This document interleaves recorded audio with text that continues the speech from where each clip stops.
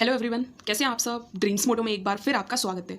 दोस्तों, आज के वीडियो में हम स्टार्ट करने वाले हैं एनसीईआरटी बायोलॉजी जो क्लास 11th की है, उसका जो चैप्टर है 18, यानी जिसका नाम आप देख सकते हैं यहाँ लिखा हुआ है बॉडी फ्लूइड्स एंड सर्कुलेशंस। ठीक है, इसका मतलब क्या है कि बॉडी फ्लूइड्स एंड सर्कुलेशन। तो इसमें मेनली क्या मतलब है कि बॉडी फ्लूइड्स मतलब जो बॉडी में जो भी फ्लूइड्स हैं जो मेनली हेल्प करते हैं किसी भी चीज़ को सर्कुलेट करने के लिए। बॉडी में जो भी फ्लूइड सर्कुलेट करता है, एक पार्ट से दूसरे पार्ट तक मूव करता है, तो उसमें मेनली क्या क्या जो फ्लूइड्स हैं जो इंपॉर्टेंट रोल्स प्ले करते हैं। और उसके बाद हम पढ़ने वाले हैं सर्कुलेशन के बारे में। सर्कुलेशन का मतलब क्या होता है? सर्कुलेशन का मतलब होता है movement. Movement in the sense मतलब जब जैसे फॉर एग्जांपल कोई भी फ्लूइड है वो मूव करता है एक पॉइंट से दूसरे पॉइंट तक, तो इसको क्या कहा जाता है? सर्कुलेशन। ठीक है, तो जैसे अगर जो सर्कुलेशन जो वर्ड है उसका मतलब है कि मूवमेंट। मूवमेंट मतलब क्या होता है कि एक पॉइंट से जब दूसरे पॉइंट तक कोई भी चीज़ मूव करती है तो उस प्रोसेस को क्या कहा जाता है? सर्कुलेशन कहा जाता है। तो आज के ये जो टॉपिक है उसमें मेनली ये पढ़ने वाले हैं कि जो ह्यूमन बॉडी है उसमें मेनली जो भी सर्कुलेशन होता है तो कौन कौन से फ्लूइड्स का सर्कुलेशन होता है और सर्कुलेशन प्रोसेस किस तरीके की और वो किस तरीके से जो ह्यूमन बॉडी है उसके लिए हेल्पफुल है। ठीक है, तो जब भी हम बॉडी फ्लूइड्स के बारे में बात करते हैं तो बॉडी फ्लूइड्स में जो सबसे इंपॉर्टेंट चीज़ है वो है ब्लड। ठीक है, ब्लड मेनली एक टाइप का फ्लूइड है जो मेनली हेल्प करता है। जैसे फॉर एग्जांपल आपने देखा होगा कि जैसे ऑक्सीजन है, जैसे न्यूट्रिएंट्स हैं, ये क्या करते हैं? हमारी बॉडी में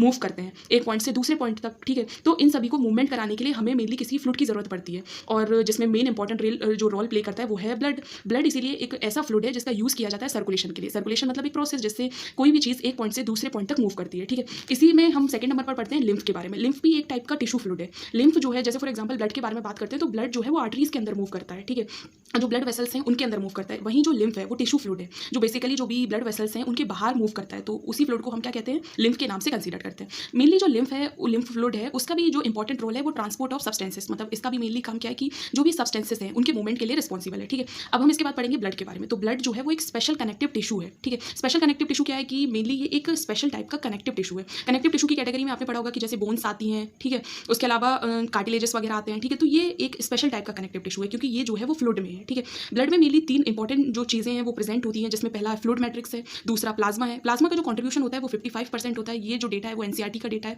ठीक है, तो ये बहुत ही इंपॉर्टेंट डेटा है जो मेनली डायरेक्ट इससे क्वेश्चन एग्जाम में पूछे जा सकते हैं। उसके बाद जो फॉर्म्ड एलिमेंट्स है, फॉर्म्ड एलिमेंट्स में मेनली जो कंट्रीब्यूशन होता है वो 45% का होता है। ठीक है, तो आप ये डेटा को जरूर याद रखें क्योंकि इससे रिलेटेड डायरेक्ट क्वेश्चंस भी पूछे जा सकते हैं। इसके बाद हम पढ़ेंगे प्लाज्मा के बारे में। ठीक है, प्लाज्मा जो है वो एक स्ट्रॉ कलर्ड का विस्कस फ्लूइड है। विस्कस फ्लूइड का मतलब क्या होता है कि एक ऐसा फ्लूइड है जो ना तो पूरी तरीके से लिक्विड है और ना तो सॉलिड है, मतलब एक सेमी सॉलिड टाइप का विस्कस फ्लूइड है। ठीक है, जिसका जो कंट्रीब्यूशन है वो 55% है। 55% ये डेटा जरूर याद रखें क्योंकि ये जो है वो बहुत ही इंपॉर्टेंट है। और कभी कभी क्या होता है कि जैसे फॉर एग्जाम्पल नर्सिंग के एंट्रेंस एग्जाम्स हैं या फिर नीट का एंट्रेंस एग्जाम है, उसमें डायरेक्ट ये जो क्वेश्चन है वो पूछे जाते हैं। ठीक है, अब हम बात करेंगे प्लाज्मा के कंट्रीब्यूशन के बारे में। तो प्लाज्मा में क्या क्या चीज़ें हैं जो मेनली प्रेजेंट रहती हैं, जो हम पढ़ रहे थे प्लाज्मा के बारे में। ठीक है, तो प्लाज्मा जो है वो एक स्ट्रॉ कलर विस्कस फ्लूइड है। मतलब क्या है कि एक स्ट्रॉ कलर का है। स्ट्रॉ कलर मतलब क्या होता है कि ये एक टाइप का, जैसे स्ट्रॉ कलर मतलब ये पेल जो येलो कलर है उसी टाइप का एक फ्लूइड होता है जो कि विस्कस फ्लूइड है। विस्कस फ्लूइड का मतलब क्या होता है कि जो ना पूरी तरीके से लिक्विड है और ना ही पूरी तरीके से सॉलिड है, मतलब ये एक सेमी सॉलिड टाइप का विस्कस फ्लूइड है। ठीक है, इसका कंट्रीब्यूशन के बारे में बात करें तो जो प्लाज्मा है उसमें टोटल ब्लड के बारे में बात करें तो टोटल ब्लड में प्लाज्मा का जो कंट्रीब्यूशन होता है वो 55% होता है। ठीक है, अब हम बात करेंगे कि जैसे प्लाज्मा है तो प्लाज्मा में कौन कौन सी चीज़ें प्रेजेंट है। ये सभी जो भी डेटा है वो टोटल एनसीईआरटी से लिया गया है, तो ये डेटा आपसे डायरेक्ट भी क्वेश्चन इससे रिलेटेड आपसे पूछे जा सकते हैं, तो ये डेटा जरूर याद रखें। जैसे फॉर एग्जांपल प्लाज्मा के बारे में बात करते हैं तो प्लाज्मा में क्या क्या चीज़ें जो हैं वो प्रेजेंट होती हैं। जैसे प्लाज्मा जो है इसके बारे में जरूर याद रखें क्योंकि ये डायरेक्ट पॉइंट एनसीईआरटी से लिए गए हैं, तो अगर आप इनको डायरेक्ट भी याद रखते हो तो इनसे रिलेटेड आपको क्वेश्चंस जो है वो एग्जाम में देखने को मिल जाएंगे। जैसे प्लाज्मा में 90 से 92% वाटर प्रेजेंट रहता है। ठीक है, उसके अलावा जो 6 to 8% प्रोटीन्स प्रेजेंट रहते हैं। इन प्रोटीन्स में क्या क्या होता है? सबसे पहले तो इन प्रोटीन्स में फाइब्रोनोजन प्रेजेंट रहते हैं। ठीक है, फाइब्रोनोजन आपको पता होगा कि जैसे जो ब्लड की क्लॉटिंग है उसके लिए रिस्पॉन्सिबल्स होते हैं। ग्लोबुलिन्स प्रेजेंट रहते हैं, उसके अलावा एल्बुमिन्स प्रेजेंट रहते हैं। ठीक है, उसके अलावा जो प्लाज्मा में एक और चीज़ प्रेजेंट रहती है वो होती है मिनरल्स। ठीक है, मिनरल्स में कौन कौन से मिनरल्स प्रेजेंट रहते हैं? तो सोडियम प्रेजेंट रहता है, क्लोरीन प्रेजेंट रह सकता है, कैल्शियम आइंस प्रेजेंट हो सकते हैं, मैग्नीशियम आइंस प्रेजेंट हो सकते हैं, तो और बाइकार्बोनेट आइंस भी प्रेजेंट होते हैं। तो ये सभी आइंस जो है वो मेनली प्रेजेंट होते हैं। ठीक है, उसके अलावा बात करते हैं कि हम पर्टिकुलर बात करते हैं कि जो भी प्रोटीन्स वगैरह हैं इनके फंक्शंस क्या क्या हैं। ठीक है, तो प्रोटीन्स में हम देखेंगे कि जैसे फाइब्रोनोजन है, तो जैसा मैंने बताया कि क्लॉटिंग और ब्लड के कोएगुलेशन के लिए रिस्पॉन्सिबल होते हैं। ठीक है, जैसे फाइब्रोनोजन है, फाइब्रोनोजन एक टाइप का प्रोटीन है। इसका मेन फंक्शन क्या होता है कि ब्लड की क्लॉटिंग के लिए रिस्पॉन्सिबल होता है या फिर ब्लड का जो कोएगुलेशन है और उसके लिए रिस्पॉन्सिबल होता है। ठीक है, उसके अलावा बात करते हैं ग्लोबुलिन्स के बारे में। ग्लोबुलिन्स एक टाइप का क्या होता है? डिफेंस मैकेनिज्म बॉडी में प्रोवाइड करवाता है। ठीक है, जैसे डिफेंस मैकेनिज्म के बारे में बात करें तो डिफेंस मैकेनिज्म मतलब क्या होता है कि जो इम्यूनिटी होती है उसके लिए रिस्पॉन्सिबल होता है। ठीक है, उसके बाद जो एल्बुमिन प्रोटीन है, एल्बुमिन प्रोटीन मेनली किसके लिए रिस्पॉन्सिबल होता है कि जो ब्लड में ऑस्मोटिक बैलेंस होता है। जैसे फॉर एग्जाम्पल आपने ऑस्मोसिस की प्रोसेस के बारे में पढ़ा होगा। ठीक है, ऑस्मोटिक बैलेंस को मेंटेन करता है क्या? जो बॉडी में एल्बुमिन प्रेजेंट रहता है, ठीक है, जो मेनली प्लाज्मा में जो भी एल्बुमिन प्रोटीन प्रेजेंट रहता है वो रिस्पॉन्सिबल होता है, ठीक है। उसके बाद हम बात करते हैं कि जैसे प्लाज्मा में अभी तक हमने देखा कि वाटर प्रेजेंट है, प्रोटीन्स प्रेजेंट है, उसके अलावा मिनरल्स प्रेजेंट है, आपने ऊपर ये मिनरल्स वगैरह दिए गए तो मिनरल्स प्रेजेंट है। उसी तरीके से प्लाज्मा में ग्लूकोज भी प्रेजेंट रहता है कुछ अमाउंट में, अमाइनो एसिड्स प्रेजेंट रहते हैं, लिपिड्स प्रेजेंट रहते हैं, ठीक है। तो ये सभी चीज़ें जो है वो मेनली प्रेजेंट रहती हैं, ठीक है। उसके अलावा बात करते हैं कि जैसे एक ये बहुत ही इंपॉर्टेंट पॉइंट्स है और कभी कभी क्या होता है कि इससे रिलेटेड डायरेक्ट क्वेश्चंस जो है वो एग्जाम्स में पूछे जाते हैं। जैसे प्लाज्मा है, ठीक है, तो प्लाज्मा में अगर क्लॉटिंग फैक्टर्स को माइनस कर दिया जाए, मतलब अगर क्लॉटिंग फैक्टर्स को रिमूव कर दिया जाए तो जो भी सब्सटेंस बचता है उसको हम सीरम के नाम से कंसीडर करते हैं, ठीक है।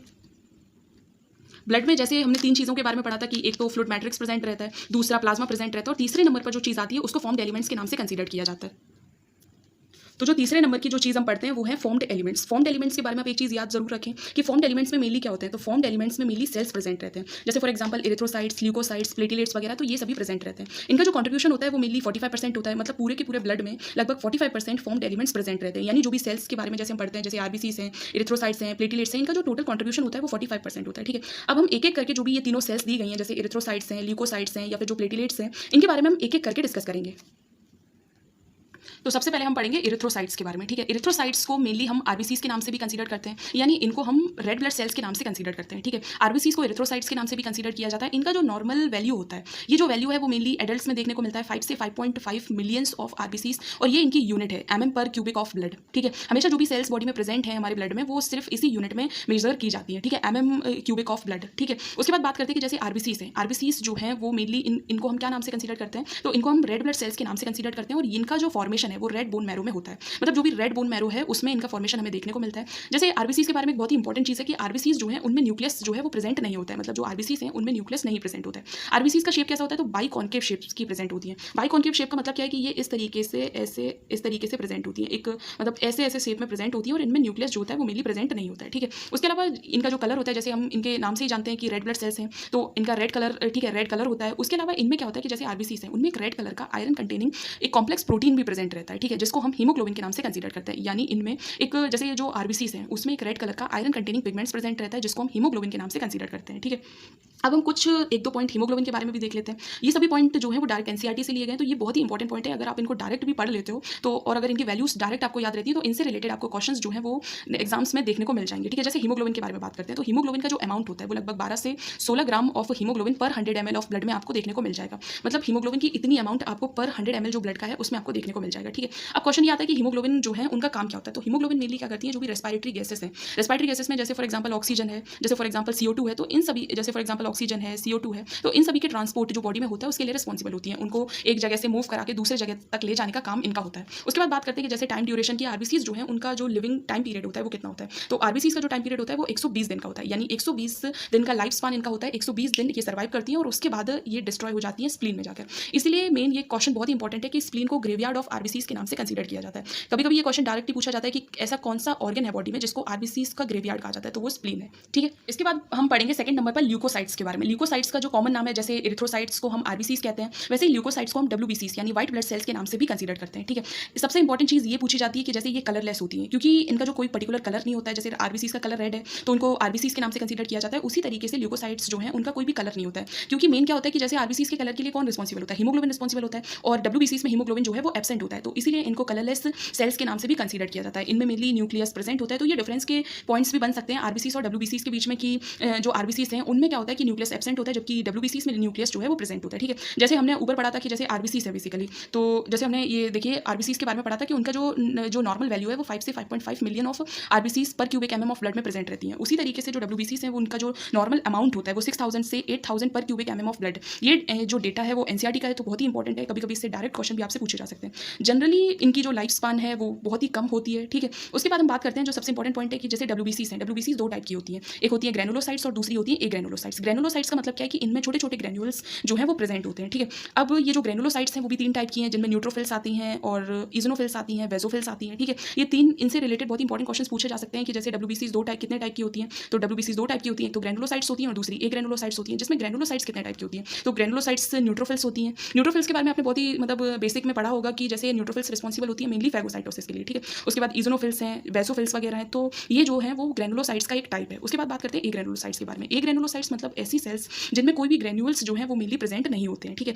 ये मेनली दो टाइप की होती है, जिसमें एक टाइप लिम्फोसाइट्स का है और दूसरा है मोनोसाइट्स का, ठीक है। जिसमें मैं आपको बता दूं कि जैसे लिम्फोसाइट्स मेनली इम्यून सिस्टम के लिए रिस्पॉन्सिबल होती हैं और जो मोनोसाइट्स हैं वो मेनली फेगोसाइटोसिस की प्रोसेस के लिए रिस्पॉन्सिबल होती हैं, ठीक है। अब हम इसमें देखेंगे कि जैसे जो WBCs हैं, जो बेसिक WBCs हैं, उनका अमाउंट कितना प्रेजेंट रहता है। तो न्यूट्रोफिल्स के बारे में बात करते हैं तो लगभग 60 से 65% WBCs का टोटल WBCs में न्यूट्रोफिल्स का अमाउंट इतना प्रेजेंट होता है, ठीक है।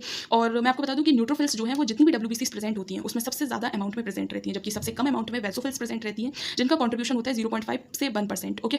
0.5 से 1% पर WBCs, मतलब टोटल WBCs का इतना पार्ट बेसोफिल्स कवर अप करते हैं। उसके बाद बात करते हैं कि जैसे न्यूट्रोफिल्स हैं और मोनोसाइट्स, इनको अलग क्यों लिखा गया है, क्योंकि ये मेनली रिस्पॉन्सिबल होती है बॉडी में जो भी फेगोसाइटोसिस प्रोसेस होती है उसके लिए, ठीक है। इनका कॉन्ट्रीब्यूशन होता है 6 से 8%, ठीक है। और जैसा कि लिखा हुआ है कि ये मेनली रिस्पॉन्सिबल होती है जो बॉडी में फेगोसाइटोसिस होती है उसके लिए, ठीक है। उसके बाद बात करते हैं हम बेसोफिल्स के बारे में। बेसोफिल्स के बारे में बात करते हैं तो बेसोफिल्स में जैसे कि हिस्टामिन आता है। हिस्टामिन आपको पता होगा कि ये एक टाइप का रिएक्शन होता है बॉडी का, जब भी कोई मतलब बाहरी फॉरेन बॉडी वगैरह आती है तो बॉडी एक टाइप के प्रोटीन्स रिलीज करती है, histamine, serotonin, heparin. Heparin anticoagulant substance है, ठीक है। उसके अलावा ये बेसोफिल्स मेनली इन्फ्लेमेटरी रिएक्शंस के लिए रिस्पॉन्सिबल होती हैं, जो भी इन्फ्लेमेटरी रिएक्शंस होती हैं उनके लिए रिस्पॉन्सिबल होती है। उसके बाद हम पढ़ेंगे इजोनोफिल्स के बारे में। इजोनोफिल्स का जो कंट्रीब्यूशन होता है वो 2 से 3% होता है और इसका जो मेन काम होता है वो रजिस्ट करती है इन्फेक्शंस को। रजिस्ट मतलब क्या होता है कि ये बॉडी में जो भी इन्फेक्शंस वगैरह होती है उनको होने से बॉडी में रोकती है, ठीक है। उसके बाद ये एलर्जिक जितनी भी रिएक्शंस होती हैं उनके लिए रिस्पॉन्सिबल होती है। इसलिए कभी कभी क्या होता है कि जो पर्सन जिनमें ज़्यादा एलर्जी वगैरह देखने को मिलती है, जैसे फॉर एग्जाम्पल कुछ पर्सन है जिनमें अगर एलर्जी की प्रॉब्लम है तो उनमें हमेशा आप उनकी जो ब्लड रिपोर्ट होती है उसमें आप देख सकते हो कि इजोनोफिल्स का जो काउंट है वो हमेशा इंक्रीज रहता है। उसके बाद बात करते हैं हम लिम्फोसाइट्स के बारे में। लिम्फोसाइट्स के बारे में मैं आपको एक बात बता दूं कि लिम्फोसाइट्स मेनली रिस्पॉन्सिबल होती है बॉडी में जो भी इम्यून सिस्टम से रिलेटेड जो भी बॉडी में प्रोसेस होती है उसके लिए रिस्पॉन्सिबल होती है। इनका जो कंट्रीब्यूशन है वो लगभग 20 से 25% है। और जैसे कि मैं आपको बता दूं कि इसमें ये दो टाइप की होती हैं, एक तो बी लिम्फोसाइट्स होती हैं और एक टी लिम्फोसाइट्स होती हैं। और ये जो दोनों टाइप की जो लिम्फोसाइट्स हैं वो मेनली रिस्पॉन्सिबल होती है बॉडी में जो इम्यूनिटी के जितने भी प्रोसेस हैं, यानी इम्यून रिस्पॉन्सिबिलिटी जो बॉडी की होती है वो इन्हीं के कंधों पर होती है। मतलब बी लिम्फोसाइट्स और टी लिम्फोसाइट्स जो है वो लिम्फोसाइट्स के एक टाइप हैं और ये रिस्पॉन्सिबल होते हैं बॉडी में जो इम्यूनिटी सिस्टम है उसके लिए, ठीक है। अब हम बात करते हैं जो तीसरी कैटेगरी मेनली जो ब्लड में मतलब फॉर्म्ड एलिमेंट्स में जो भी प्रेजेंट होते हैं वो होते हैं प्लेटलेट्स, ठीक है। जैसे फॉर्म्ड एलिमेंट्स में हमने 3 चीज़ें पढ़ी, इरिथ्रोसाइट्स, ल्यूकोसाइट्स और अब प्लेटलेट्स। प्लेटलेट्स को थ्रोम्बोसाइट्स के नाम से भी कंसीडर किया जाता है, ठीक है। उसके अलावा जो प्लेटलेट्स हैं ये मेनली प्रोड्यूस होते हैं मेगा कैरियोसाइट सेल्स में। ये मेगा कैरियोसाइट सेल्स क्या है, बेसिकली ये एक स्पेशल टाइप की सेल्स हैं जो कि बोन मैरोज में प्रेजेंट रहती हैं और यही मेनली प्रोड्यूस करती हैं प्लेटलेट्स को, ठीक है। जो प्लेटलेट्स ब्लड में प्रेजेंट होती हैं उनका काउंट होता है 1,50,000 से लेकर 3,50,000 प्लेटलेट्स पर cubic mm of blood present रहता है, ठीक है। मतलब इतना अमाउंट जो ब्लड में प्लेटलेट्स का होना ही चाहिए बॉडी की नॉर्मल लिंक फंक्शन के लिए। अब क्वेश्चन ये आता है कि जैसे प्लेटलेट्स बेसिकली प्रेजेंट है बॉडी में, तो प्लेटलेट्स का काम क्या होता है। तो प्लेटलेट्स मेनली रिस्पॉन्सिबल होती हैं ब्लड में कोएगुलेशन या फिर क्लॉटिंग के लिए। जो बॉडी में जो ब्लड है बेसिकली उसमें जो क्लॉटिंग वगैरह होती है तो उसके लिए रिस्पॉन्सिबल होता है प्लेटलेट्स। अगर मान लीजिए कि जैसे फॉर एग्जाम्पल डेंगू जो डिसीज़ है उसमें क्या होता है कि जैसे किसी पर्सन को अगर डेंगू हो जाता है तो उनके प्लेटलेट्स काउंट जो है वो डिक्रीज हो जाते हैं। तो ऐसा क्यों होता है कि एकदम से ऐसा लगता है कि अरे जल्दी से जल्दी उस पर्सन को ठीक होना चाहिए, नहीं तो उसकी जान पर बनाती है। क्यों ऐसा होता है, क्योंकि बॉडी में कोएगुलेशन या फिर ब्लड की क्लॉटिंग के लिए प्लेटलेट्स का होना बहुत ही इंपॉर्टेंट है। अगर मान लीजिए कि प्लेटलेट काउंट कम हो गए तो बॉडी में जो ब्लड कोएगुलेट हो रहा है वो नहीं हो पाएगा, जिससे क्या होगा बहुत ही ज़्यादा अमाउंट में बॉडी से ब्लड लॉस हो जाएगा, ठीक है। और अगर ऐसा होता है कभी कभी कि कुछ जैसे सब्सटेंस हैं उनकी कमी हो गई तो प्लेटलेट्स काउंट जब कम हो जाते हैं तो उसकी वजह से जो बॉडी में डिसऑर्डर्स देखने को मिलते हैं उनको हम क्लॉटिंग डिसऑर्डर्स के नाम से कंसीडर करते हैं। इसीलिए क्या होता है कि जब भी dengue disease mainly clotting disorder मतलब डेंगू डिसीज मेनली एक ऐसे टाइप की डिसीज होती है जिसमें क्या होता है, जैसे डेंगू है, डेंगू डिसीज मेनली एक ऐसे टाइप की डिसीज होती है जिसमें क्या होता है कि जो प्लेटलेट्स का काउंट है वो बहुत ही कम हो जाता है, ठीक है। अब इससे क्या होगा, जैसे प्लेटलेट्स का काउंट कम होगा बॉडी में जो भी ब्लड कोएगुलेट हो रहा है वो हो नहीं पाएगा और जिससे बॉडी में ब्लड का लॉस बहुत ही ज़्यादा होगा, ठीक है। तो इस तरीके से हमने ये जो चैप्टर 18 है जिसमें बॉडी फ्लूइड्स और सर्कुलेशन के बारे में बताया गया है उसको हमने पढ़ा। और जो भी मतलब आज हमने सिर्फ एक ही टॉपिक को कवर किया है जिसमें हमने ब्लड के बारे में पढ़ा, प्लाज्मा के बारे में पढ़ा, जो भी फॉर्म्ड एलिमेंट्स हैं इरिथ्रोसाइट्स, ल्यूकोसाइट्स, प्लेटलेट्स उनके बारे में पढ़ा। ये जो भी पॉइंट्स डिस्कस किए गए हैं ये डायरेक्ट एनसीईआरटी से रिलेटेड पॉइंट है। तो अगर आपको ये जो डेटा है वो डायरेक्ट याद रहता है तो इससे रिलेटेड क्वेश्चंस आपके नर्सिंग के एंट्रेंस एग्जाम्स में या फिर नीट में डायरेक्ट क्वेश्चन इससे पूछे जाते हैं, ठीक है। तो होप सो दोस्तों आपको वीडियो पसंद आया हो तो वीडियो को लाइक जरूर करें। Thank you so much for watching.